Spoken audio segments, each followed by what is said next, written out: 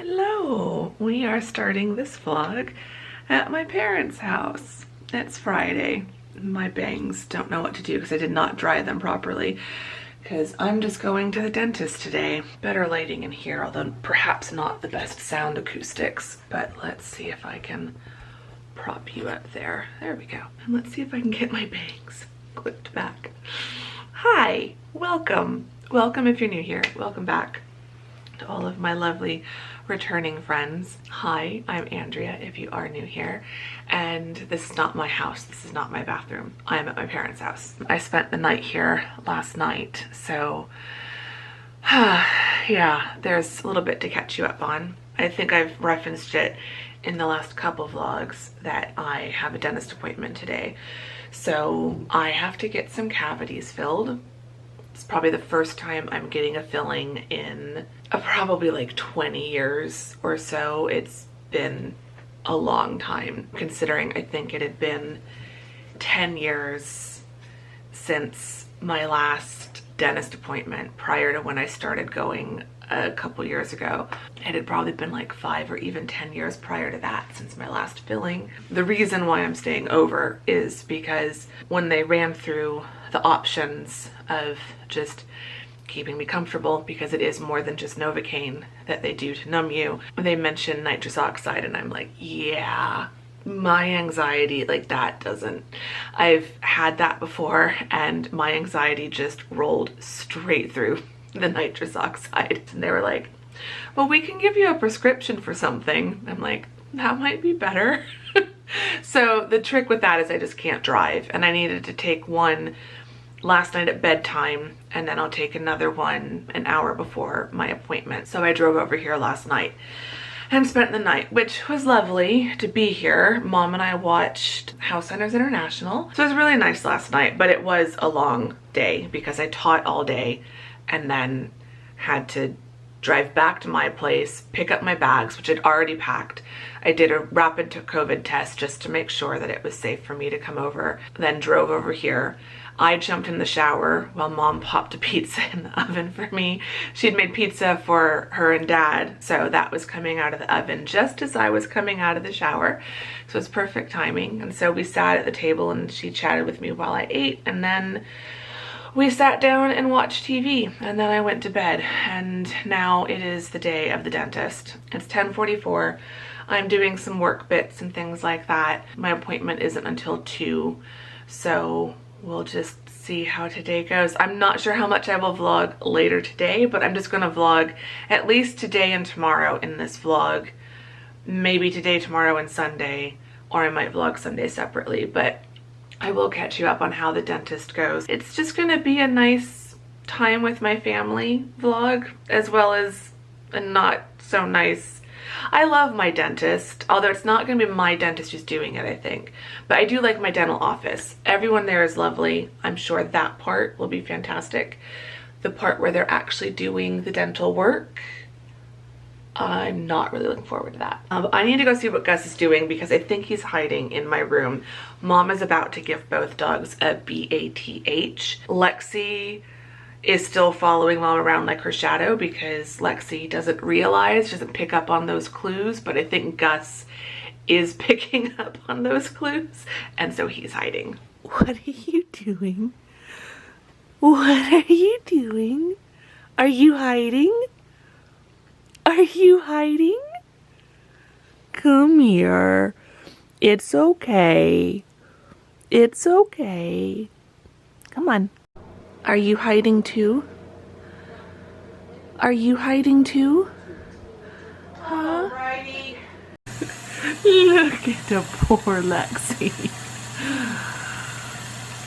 You're okay. You're such a pitiful, wet little pup. Good girl. With me. No. Yeah. Good girl. Are you a happy pup? Aww. Yeah. Good girl.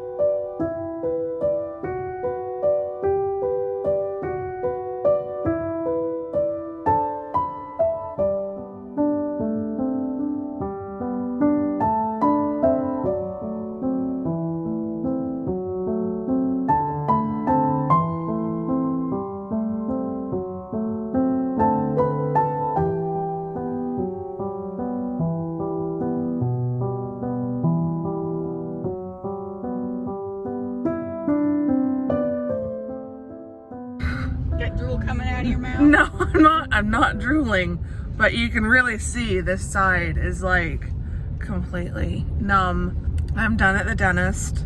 Mom is driving me home. She survived! Survived. I think she's silly for being so upset, but I know people. It was rougher than I thought. People are very nervous about dentists, and you went through a lot more as a kid than I ever did, because you had braces, and surgery, and all kinds of. Yeah. This side of my mouth is fine. They didn't do any work on the right side. It's all on the left, but it was the left top and bottom. So I'm very numb on the left side of my mouth. I can't even like flare my nostril on the left side. No, that's not going to happen. You'll be lucky if you can sip a straw. I'll tell you all about it tomorrow when I vlog, when the numbing has worn off. But I did want to pop on really quick and to show you kind of right after. I'm in an okay mood. You know, I got through it. It was rough, as I will explain later in this vlog, but the staff were all amazing. Everyone was fantastic, but it did take a lot longer. My appointment was for 2. It is 5:30, and we're finally heading home. We're gonna have a nice pretty drive through the park, so I will film that for you. And then apparently there's Chinese food at home. We'll see how well I can eat it, but yeah, I'll check with you guys tomorrow sometime when I'm not so lopsided in my face and the Novocaine is finally worn off. But I survived. That's the important thing. Yeah.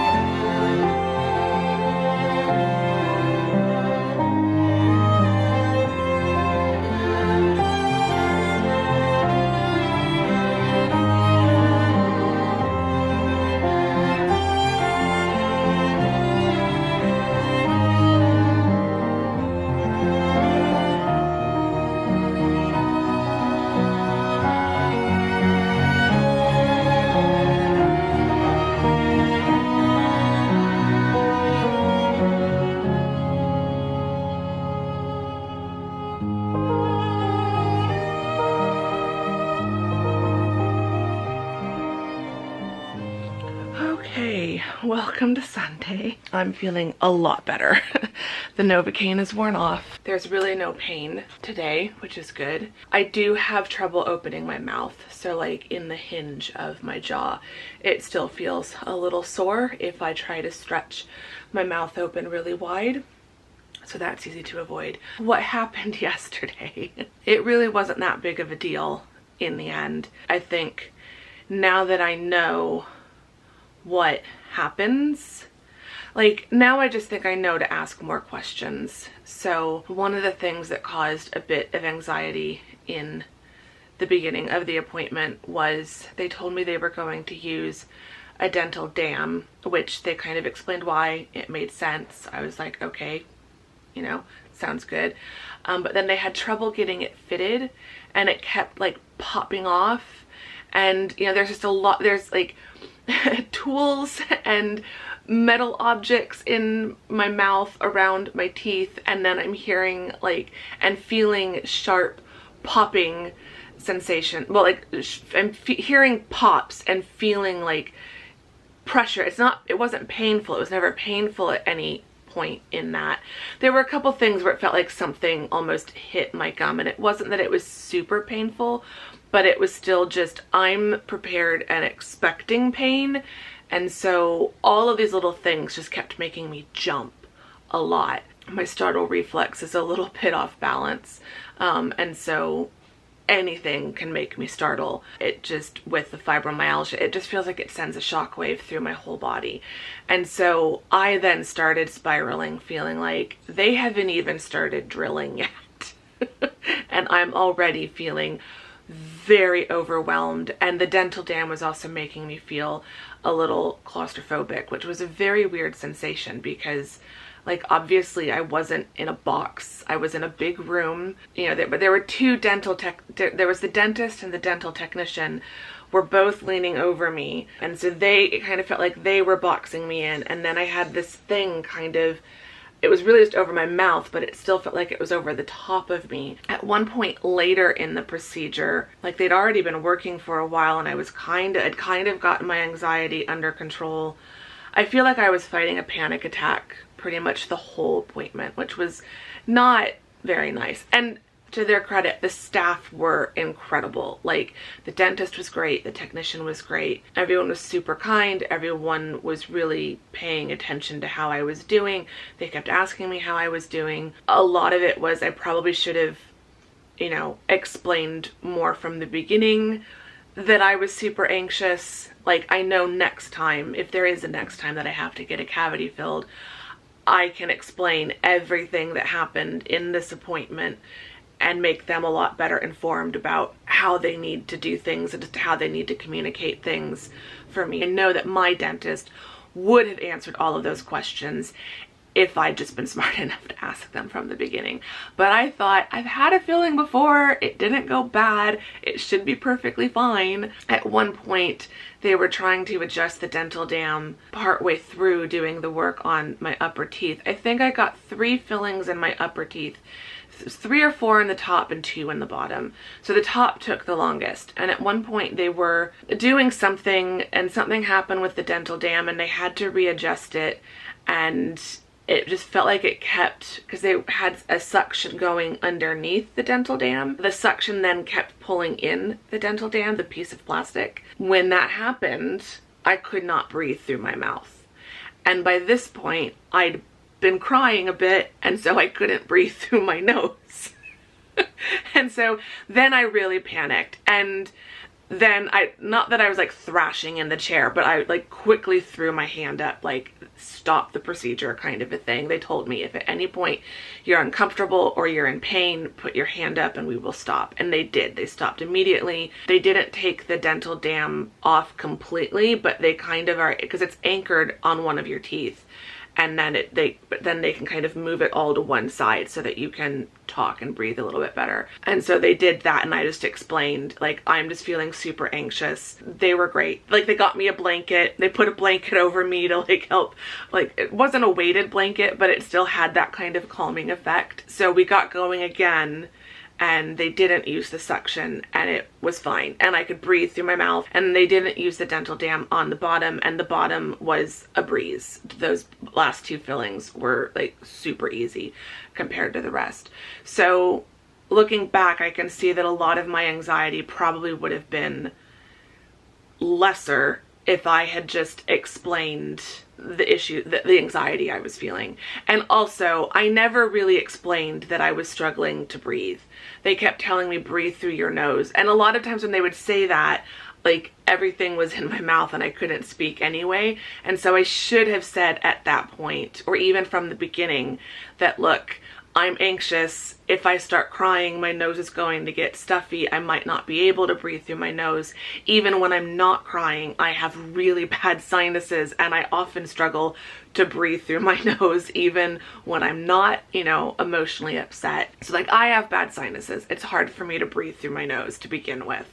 But then when you add in all of the emotions and the anxiety and the sniffling and, you know, I was getting stuffy from crying, yeah, breathing through my nose was not an option. So then when I couldn't breathe through my mouth, I just couldn't breathe at all. And that really jacked up the anxiety. So now I know going forward, I just need to be way more transparent about my own anxiety, about my sinus issues, that telling me to breathe through my nose might just aggravate the anxiety. But now going through this experience, I kind of feel like I now know for me, if I do have to get another filling, the specific things I need to tell them ahead of time to just make the whole process a lot smoother. Because that bit aside, what they were actually doing, like once I was numbed up enough, and that was the other thing, the prescription they gave me seemed to have no effect. So I was still super, super anxious. And so they needed way more Novocaine than I think all of us were expecting. And so now I also know to just tell them, look, nitrous oxide doesn't work, prescriptions don't work, I'm just going to be super anxious, my adrenaline, my anxiety is going to override everything you give me ahead of time, preemptively, so you're just going to need a lot of Novocaine. So I now know just to warn them ahead of time, you're just going to need a lot of Novocaine because I'm just super anxious. It's like I wouldn't voluntarily choose to go get more fillings, but I feel like the next time would not be as stressful as this time was, just because now I kind of know how that office works, what their procedures are, what I need to tell them ahead of time, and it'll be fine. The Novocaine itself was not bad because they gave me numbing gel, so I didn't even feel the injections go in. The most I ever felt with the Novocaine was a little bit of pressure. The fillings themselves, the drilling and all of that, once I was properly numbed, that was fine. I had a TV mounted over me. I watched all three, or almost all three, of the Christmas Prince movies. I figured I've seen those before, so if I miss anything while they're working, or if I can't see the screen because they're leaning over me, I won't miss anything. They're also movies I love, so they keep me calm a little bit, and that did help. So yeah, that's basically my experience getting these fillings done yesterday. It was a little bit more anxious than I was expecting. Like, the whole thing was just a little bit more overwhelming than I had expected, but not nearly as bad as it could have been. And every time something got like really tough, I was able to stop them and they addressed it, and it was then much better going forward. So that's kind of my experience. It is now Sunday, or no, Saturday. It's Saturday. It's not Sunday, Andrea. It's not Sunday. Did I say it was Sunday earlier? I think I did. It's only Saturday. It's only Saturday. Mom and I are going for a walk. I am not feeling the greatest, dental stuff aside, just other stuff in my body, not feeling the greatest. So we're going for a walk around the neighborhood, but there is a bit that's kind of like a hike. So we're going to do that this morning, and then we've got some stuff to look through in the garage because Mom has been cleaning that out, and she's got some things she wants me to look at and either take with me or put into the donation box. And then I need to eat something, and then we'll go home and enjoy the rest of the Saturday. But first, we're gonna go for a walk with the puppies and Mom.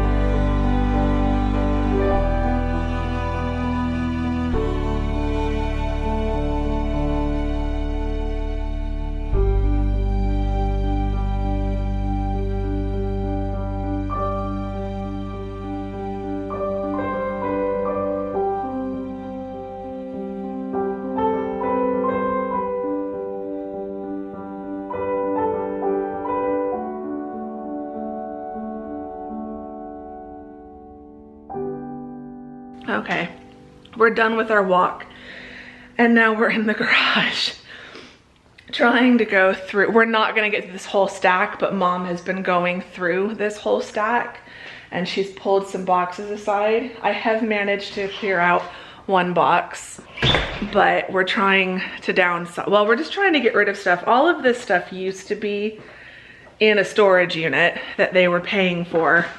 And then years and years, and it's been years now that they got rid of that and they had everything from the storage unit hauled back here. And so it's been in the garage. The garage has flooded a couple times. The whole time they've lived in this house, well, not the whole time, but almost the whole time, they've never been able to park both cars in here. Because children keep coming back. Because like for 5 years, my whole apartment was where these boxes are. And then Lisa moved back in after I moved out. And then after Lisa moved out, that's when they brought all of this stuff back from the storage unit. So, and like it's all sitting, there's a wood frame down here. That's my old futon. Oh yeah, if that's all, I come from a family of pack rats. I'm not by myself. I'm the only one that's not a pack rat. Who cleans everything up? Me. My dad's a pack rat, so my sister and I are pack rats. Old magazines, I don't know if you like have to see. Well, I just want to make sure there isn't, like, is this? Spiegel catalog? It's an old Spiegel catalog. That would be fun to look from through. 2004. See, those sorts of things. I do like keeping the occasional I've seen pictures catalog from older stuff. Like all right, this is the one thing I'm going to salvage from that. I don't want to look through the rest because I don't want to start pulling other stuff. Now, there are some other catalogs in here, though. This looks like a catalog. Is there from anything from the 90s? Ooh. Spiegel. Whatever happened to Spiegel? I think it's a German name, but were they a German company? Yeah, they were based in Chicago, I think, in Illinois. Oh, this is like all, oh no, there is clothing in there. Which one do I like better? This was, maybe I'll keep both. Spring and Summer 2001. And this was Spring 2004. All right, stop looking through that. Just get rid of it. Yeah, this one says Andrea Books and Papers. Oh, although this is why I can't look through this stuff. That's why it's still in my garage. I'm gonna start from the 50th anniversary of 17. All right, seriously, put the lid back on that and just get rid of it. Stop. I don't want to pull any other books, any other magazines out. Okay, so I've decided I have to throw these guys out because they're ripped at the bottom, so they can't even be donated. But I loved these slippers so much. I've said goodbye to them. What about the rest? They gave me joy for many years. Oh, it's just so sad seeing them go into the trash. This is an old hat that I decorated. It's not actually wearable, but it's one of the first hat projects I ever made. We've got an old witch hat in here with some ties on it. Did we make these? I think you did. It wreaths? Yeah, they're little crowns. Yeah. And then just a plain straw hat, but you can donate that too. And then, oh, I don't know about I mean, I should just donate this, but this is, I loved this blanket. It's, I think so. It was I think it's a rocking horse. Yeah. Yeah, it's a rocking horse. This used to be the colors of my bedroom. It was all hunter green, burgundy. Loved it. All the jewel tones, all the Christmas colors. I'm tempted to keep it for Christmas, but I just don't have anywhere to put. You'd have to clean it. It's machine washable. It needs to just be donated, I think. That's sad. I feel like I'm throwing my whole life into a donation bin. Well, it should have been there long ago. Oh God, that was a bad idea. Abort. We're gonna throw that out. That's what was on one of the flannel things. I was like, a mouse got in there. That was gonna be thrown And then, out. yeah, little mask. Oh, one of your crowns. Oh, found a second one of those somewhere. Princess Andrea. Well, and Princess Lisa. I have better crowns though. And then I remember this box. Oh, it's empty. I don't know what to do with this. Where did I get this? Do you remember? Because I've had this forever. It was just one of the craft fairs. The bazaar, craft bazaars. Lisa's was all broken. I already threw hers out. You can donate it if you don't want to throw it out. Did you take a picture of it? Yeah, no, I haven't. Say goodbye. Say goodbye. It was so cute. I used to set this on my dresser. Yeah. Where'd I put my phone? I don't know. This is my problem. Like, I would make a kind of cute little mini sewing thing. Yeah. I'm gonna hold on to that. All right. It's still in decent condition, so I don't, this is what like makes this whole process so hard for me. I don't like making snap decisions. If I pause and hesitate, it feels like I need to at least hold on for it a little bit longer. But we've emptied a couple boxes. She doesn't want to have hoarder remorse. I don't want to have minimalism remorse. I'm never gonna be a minimalist. I've told my mom we're not doing all of this. Does it give you joy? Isn't that what you're supposed to ask? That's the thing, like that's what's hard. This box, I remember the joy that it did give me, and it's sparking a lot of nostalgic joy. And if I can find a way of repurposing it and fitting it into things at home, then it's worth keeping. But if I can't, then I will donate it. The stuffed animals, we might have to save those I'm only gonna do one. For last. That one's stuffed animal too. Like, I just don't know that I'm ready. I don't know that I'm emotionally strong enough to go through all the stuffed animals. Maybe that'll be one of Lisa's, and then that'll be easy. Then you'll be fine. Then I don't have to worry about it. I did find there are 3 stuffed animals that I have to find and have to keep. And I found one of them. This is the stuffed camel that my dad brought back from Desert Storm for me. And he used to have a khaki brown bandana that said Operation Desert Storm on it. And our first dog, Lucy, got a hold of it and chewed that up, and also chewed off the camel's ear on this side. So, I think it is Lisa's. Yeah, because that's her Christmas bear. But then this is what I'm also struggling with. So my grandpa gave me this in 1989. Oh, is that from Grandpa? Yeah, both of these are. Oh, okay. So that one too. That was a couple years late. Like, what year does that say? Oh, on his paw, 1994. Oh. So then there were these ones. So his name was Chris and hers was Chrissy. And I just don't know that, like that's what's hard. I feel like the Barbies and that stuff is easier, but we just, if I ever have kids, they're never. With no face? Oh God, what is that? Maybe his face got lost over the years. His eyes got lost. There's a nose, but no eye. Oh, there they are. They're off on the side. Oh, that's buried. funny. If I ever have children, though, they're only ever having like 5 stuffed animals. I'm never letting them have as many stuffed animals as we did. One. You buy a new one, you gotta get rid of one of you. Remember you had those hammocks? Yeah, no, that's the thing. We had hammocks nailed to the wall full of stuffed animals. That's an American Doll. Oh, is that what that is? Mm-hmm. So that is Lisa's, because I never had one. Oh, okay. So we're gonna keep going through this for a little bit. 20 more minutes. Oh. I'll give you 20 more minutes, and then I have to go you want me to go shopping with you. I want her to go get a couch with me. That's going to be more than the time we just spent. I'll give you another hour, another day. Oh. Okay, sad times. And it doesn't help that he's got such sad eyes. I found my old Saint Bernard. Probably the first dog that was ever mine. Yeah, just before we could get dogs. Don't we have pictures of... I have no idea. Does he have a tag anywhere on him? I believe I bought it.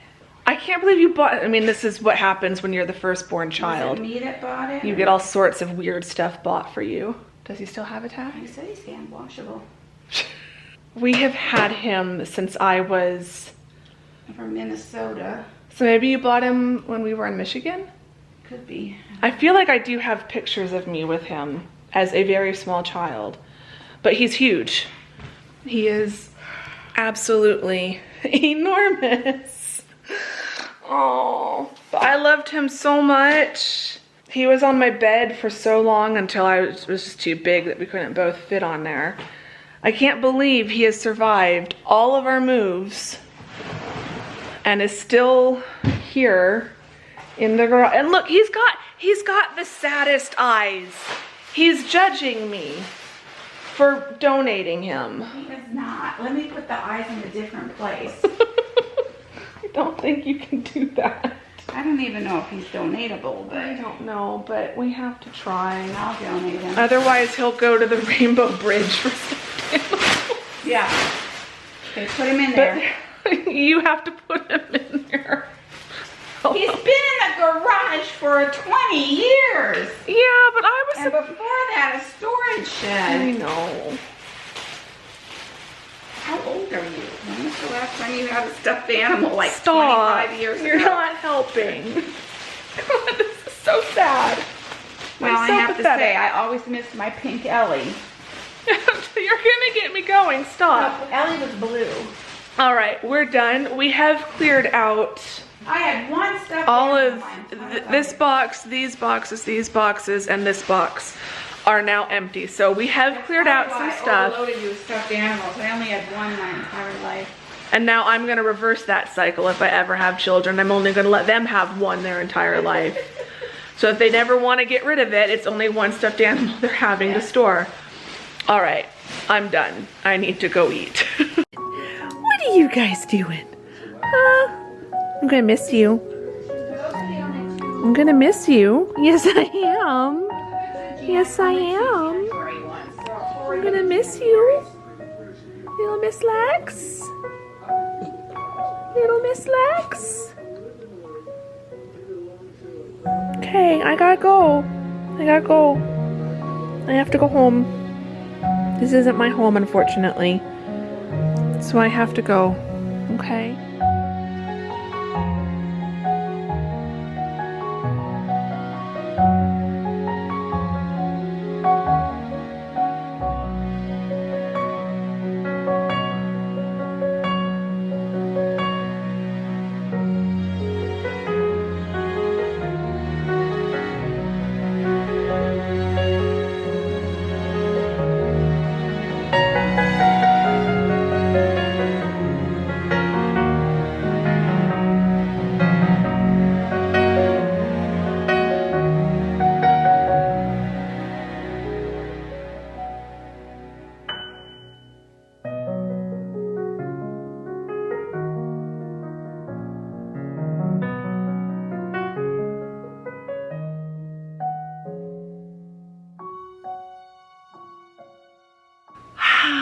All right, it is now nearly the end of Saturday.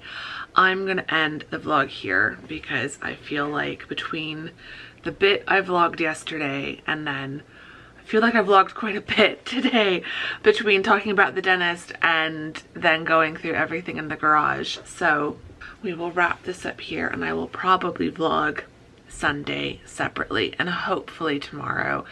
Sundays aren't supposed to be writing days, but I am going to try to do some writing tomorrow because I didn't do any writing yesterday or today because yesterday with the dentist appointment, I was so busy trying to get teaching work wrapped up for the week early, and I still even did some grading in the evening after I got home from the dentist and after dinner while Mom and I were watching Escape to the Country last night. So yeah, there was just no time for writing yesterday.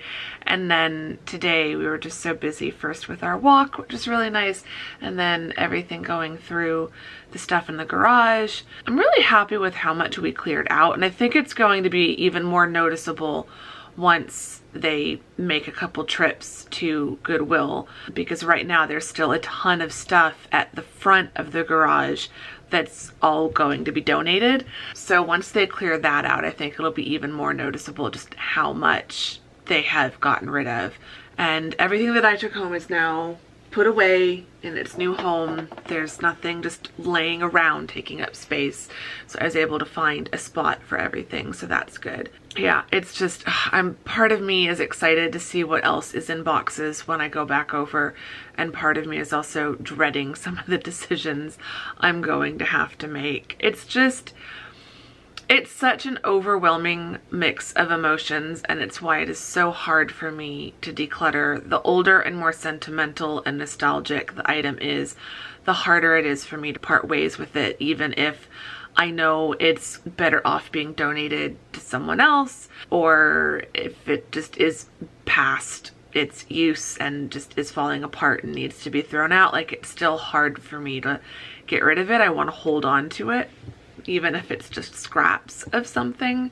And like all the stuffed animals and the toys and things are just really hard, because I think it's, and this is probably completely ridiculous, and I'm a sensitive person to begin with. I'm also probably overly sentimental about a lot of things, but it just feels like it's kind of a reminder of how different my life has turned out. I probably would have gotten rid of a lot of things when I was younger, but I just thought that, you know, I was going to go to college and get my degree and meet a guy and get married, and we'd buy a house in the suburbs in Phoenix, not far from my parents.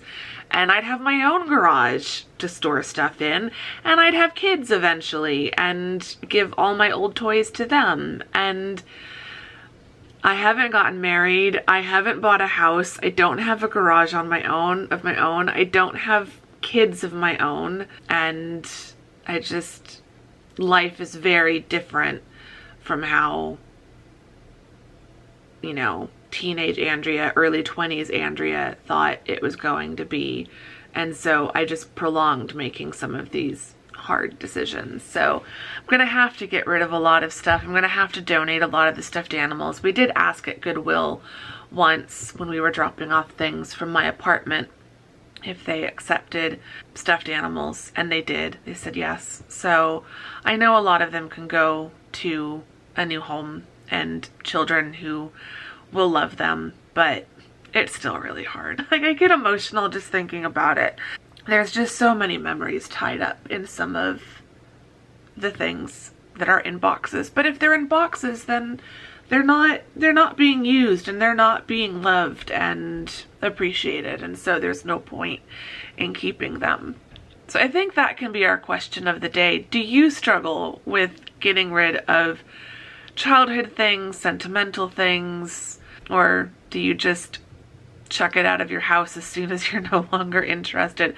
I know not everyone is as attached to things. And I also know that part of this is, like, it is common for military children. And so it's probably not surprising that my dad can be this way, and he's like a pack rat and keeps things, hangs on to things the way my sister and I do, whereas my mom doesn't, because my dad grew up in the Air Force. So I think there's something about when you grow up having to constantly say goodbye to friends, to family, to familiar places, to places that feel good or places that feel safe, and you're constantly starting over and starting new and adjusting to new environments and making new friends. Your toys and your things and your books, like, that becomes your constant.